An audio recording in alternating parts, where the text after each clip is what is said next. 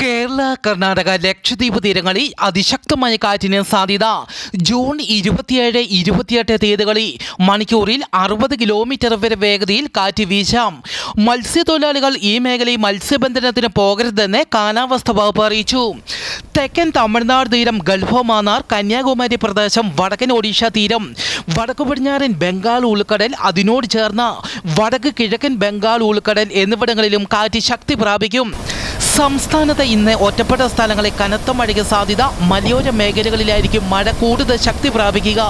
ഇടിമിന്നലിനും കാറ്റിനും സാധ്യതയുള്ളതിനാൽ പൊതുജനങ്ങൾ ജാഗ്രത പാലിക്കുക. വരും മണിക്കൂറിൽ കേരളത്തിലെ കണ്ണൂർ, കാസർഗോഡ് ജില്ലകളിലെ ഒറ്റപ്പെട്ട ഇടങ്ങളിൽ മഴയ്ക്കും മണിക്കൂറിൽ 40 കിലോമീറ്റർ വരെ വേഗതയിൽ കാറ്റിനും സാധ്യത.